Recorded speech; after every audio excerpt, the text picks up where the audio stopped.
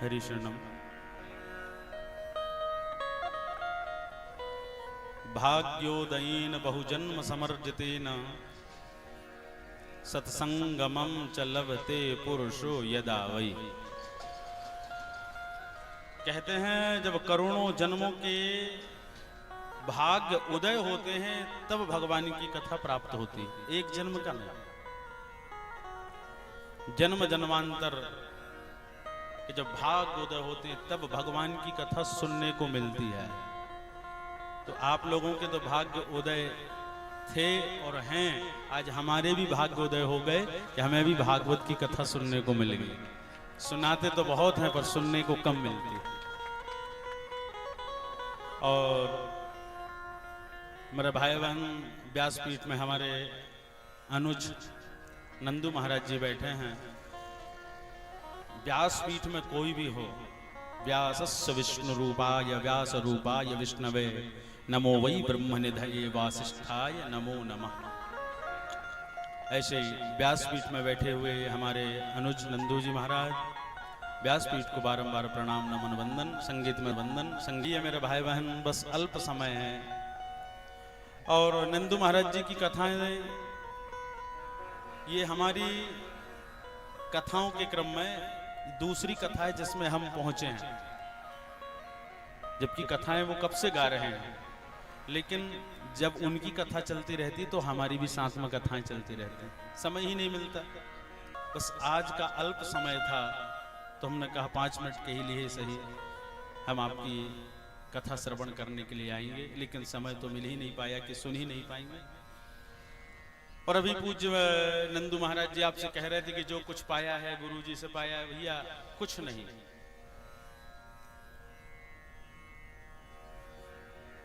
भगवान जिस पर कृपा कर देते हैं ना तो मूकम करोति वाचालम पंगुम लंघयते गिरिम यत् कृपातम अहम वंदे परमानंद माधवम। कोई ये नहीं सोच रहा था, कोई ये नहीं सोचता था कि मैं कभी कथा करूंगा। और नंदू महाराज जी स्वयं व्यासपीठ में आपको कथा सुना रहे हैं। कभी एकांत में पूछना, आज वो भागवत की व्यासपीठ में बैठ के कथा सुना रहे हैं। इन्होंने तो कभी ये नहीं सोचा था कि मैं पंडिताई भी करूंगा। वो व्यासपीठ में बैठे, जब भी कभी पूजन के लिए कहा जाता तो बोले मैं नहीं, ये क्षेत्र मुझे पसंद नहीं है। तो करने कराने वाले नहीं, भगवान को जो बनाना रहता वो बना लेते। और भगवान की ऐसी प्रेरणा हुई कि वो सुंदर कथावाचक बन गए। नहीं तो आज इंदौर में वो बहुत बड़े पद पर, सॉफ्टवेयर इंजीनियर के पद पर होते, लेकिन हमने एक फोन किया कि नहीं, वो सब छोड़ करके तुम यहां आओ। और भगवान ने उन्हें अपना लिया। कराने वाले तो प्रभु रहते, बस कोई माध्यम बन जाता है। और सच में यहां जितने लोग बैठे हैं, मैं ये घमंड से नहीं कि घमंड है, सच में प्रेम हो राम और लक्ष्मण जैसा। मैं बड़ी दूर दूर दिव्य कथाओं को करता हूं, कई लाखों रुपए आयोजन में होते हैं खर्च, लेकिन आज तक 14 वर्षों से कथा गा रहा हूं। कौन सी कथा कितने रुपए में सेट हुई मुझे आज तक पता नहीं है। वो सब नंदू जी महाराज हैंडल करते हैं। कितना आया कितना गया मुझे पता नहीं, बस भैया वहां करना है कथा, आप कर दीजिए। तो सच में यदि आप सत्संगी हैं, रामचरितमानस को सुनते हैं, रामचरितमानस को आप पढ़ते हैं, अच्छी बात है, लेकिन राम जी का चरित्र भी अपने ऊपर उतारो। राम और लक्ष्मण का चरित्र अपने ऊपर उतारो, तब तो राम कथा सुनना है। तब तो सत्संग में 3 घंटे बैठे हो, राम जी का चरित्र नहीं आया, लक्ष्मण का चरित्र नहीं आया तो क्या मतलब। तो मेरे भाई बहन, हम तो केवल यही कहेंगे कि जो प्रेम प्रभु ने हमारा बनाया है वो प्रेम आप सबके ऊपर भी बना रहे। नहीं, आज जब मैं प्रवेश कर रहा था तो हृदय गदगद हो गया।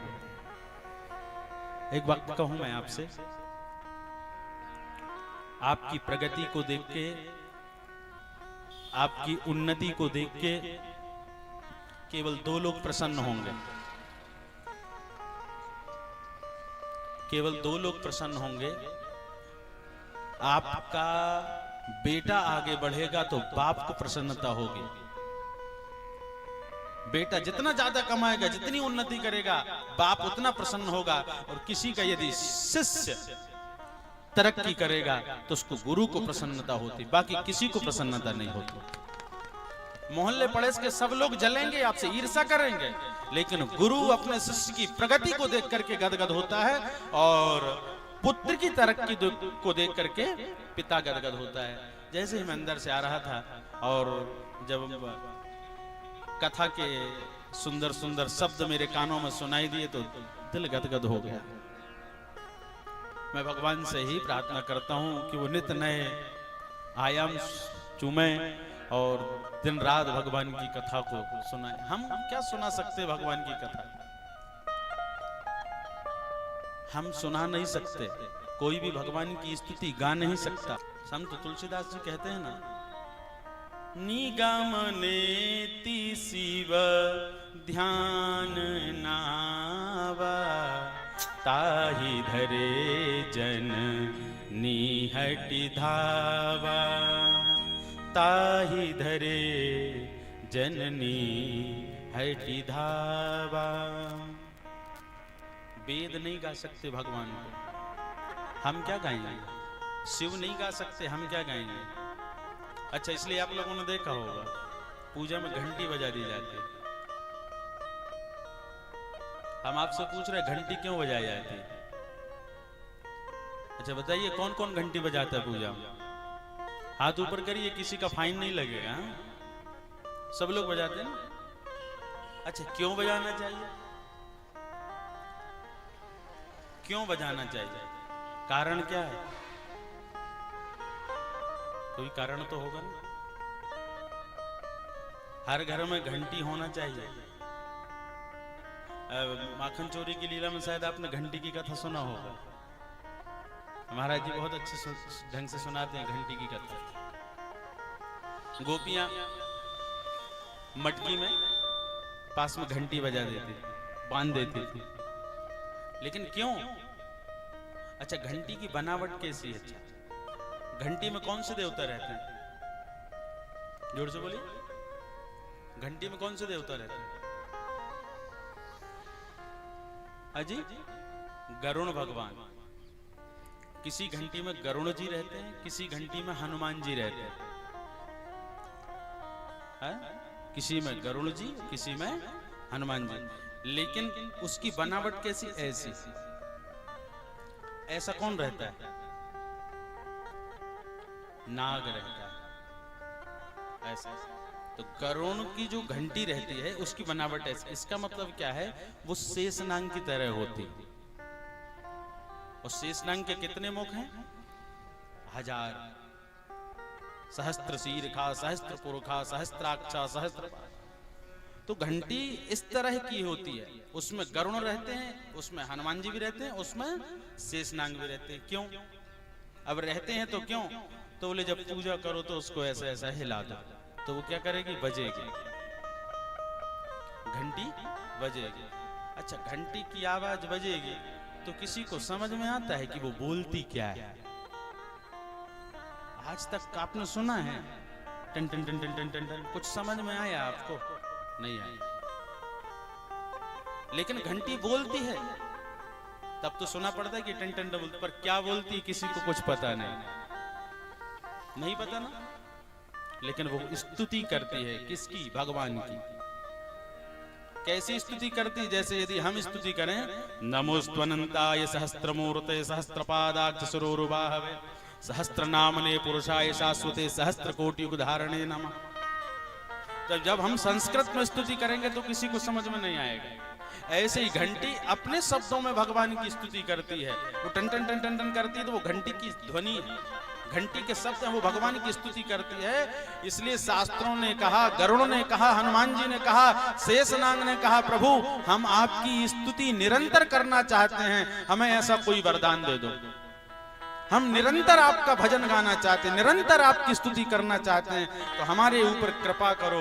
तो भगवान विष्णु ने कहा तुम्हारा स्थान घंटी में होगा, गरुण जी भी रहोगे, हनुमान जी भी रहोगे और शेषनाग भी रहेंगे, और जब तक तुम स्तुति नहीं करोगे तब तक हम पूजा किसी की स्वीकार नहीं करेंगे। जब तक घंटी नहीं बजेगी तब तक पूजा स्वीकार नहीं होगी। इसलिए किसी से मंत्र ना बने ना तो टेंशन मत लेना कि मंत्र नहीं बन रहा, पूजा कैसे करो। तो आपको मंत्र बोलने की आवश्यकता नहीं, आपको तो लेफ्ट हैंड में, बायां हाथ कोई समझे ना समझे, लेकिन लेफ्ट हैंड जल्दी समझ जाओ। अंग्रेज चले गए लेकिन बीमारी छोड़ गए। हमेशा घंटी का वादन लेफ्ट हैंड से। तो जब कोई मंत्र ना आए तो कोई टेंशन नहीं, घंटी उठाइए और बजा दीजिए। बोले क्यों? बोलना प्रभु आपकी स्तुति हम तो नहीं कर सकते, लेकिन गरुण जी और हनुमान जी शेषनाग जी आपकी स्तुति करेंगे, इसलिए घंटी बजा दी। तो वो स्तुति हो गई। आपने घंटी बजाया तो स्तुति कौन कर रहा है? गरुण जी, हनुमान जी और शेषनाग। इसलिए घंटी बजाकर की पूजा करना चाहिए। और 3 काम तो जरूर, जब भगवान को धूप दिखाओ, जब भगवान को दीप दिखाओ, और भगवान को कुछ खिलाओ, भोग। तो भगवान की स्तुति कौन गा सकता है? जहां वेद नेति नेति कहते तो हम आप कौन लोग, कोई कथा नहीं सुना सकता, ना कोई गा सकता। 7 दिन में 18,000 श्लोक, वो तो कथाओं की जो शैलियां हैं स्पर्श करते हुए ही निकलना पड़ता है। तो कथा स्थल पर बैठे हुए भक्तवृंद, आज आपका रुक्मणी विवाह का भी उत्सव है। हम तो बढ़िया दूध था उसमें आकर के नींबू की बूंद बन गए, पर अब जब नींबू की बूंद बन गए हैं तो घबराओ मत। दही फट जाने पर वही घबराते हैं जिनको छेना के रसगुल्ला बनाना नहीं आता है, और जिन्हें छेना के रसगुल्ला बनाना आता है तो दूध के फटने के बाद भी उत्साह में रहते हैं। तो मेरे भाई बहन, आप लोग रुक्मणी विवाह का आनंद लेंगे। बस हम तो व्यासपीठ का दर्शन करने आ गए, और राम कथा का शुभ आयोजन लखनऊ में 22 मतलब कल से ही है, तो हमको वहां भी जाना है। अल्प समय था तो हमने कहा चलो दर्शन करते हुए आप सबको मिलना हो जाएगा। अब नंदू जी भी बहुत बार बार कहते थे ना कि हमारे भाई साहब, तो हमने कहा चलो आपको बता दें कि हम कौन हैं। तो बस वाणी को विराम देंगे। सब लोगों ने उसका आनंद लिया, और आज बरेला में भी भगवान के नाम की धूम मच रही है। ये सब बिहारी जी की कृपा है। करने कराने वाले सब ठाकुर जी हैं, हम लोग तो सब लोग माध्यम हैं। तो आइए वाणी को विराम देंगे। उससे पूर्व 2 बार हरे रामा रामा राम सीता राम राम राम। बोलिए श्रीमद् भागवत महापुराण की जय हो। आप सब लोग भाव से नंदू महाराज जी की कथा को सुनेंगे। कोई भी खड़ा नहीं होगा, हम हमारे रास्ते से चले जाएंगे। आप सब लोग बिहारी जी को प्रणाम कर लेना। बिहारी जी हमारी तरफ से भी आशीर्वाद दे देंगे। जय श्री राम।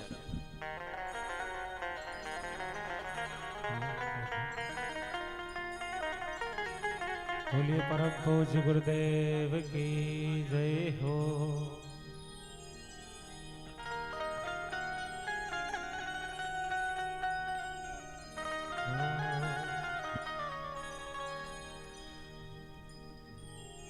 बोले सदगुरुदेव भगवान की जय हो। जीवन सफल हो। महाराज जी ने, महाराज जी की आवाज सुने आप सबने। भैया तो हमारी आवाज तो निकल ही नहीं रही, सच कहें, क्योंकि महाराज जी को सुनने के बाद हमें तो ऐसा लगता है कि हमारे पास तो वाणिच नहीं बची। हम तो ऐसे बोलते हैं जैसे कोयल और कौआ। वही हमें हंसी आ रही थी कि अब हम सुना पाएंगे कि नहीं आप लोगों को कथा आगे, क्योंकि इतनी प्यारी सुरीली आवाज आपने सबने श्रवण किया। महाराज जी की कथा भरी पड़ी है यूट्यूब में, शास्त्री जुगल किशोर पांडे। आप हमारे नाम से भी सर्च करेंगे ना यूट्यूब में, नंदू महाराज जी भक्ति पर, तो महाराज जी की कथा सुनना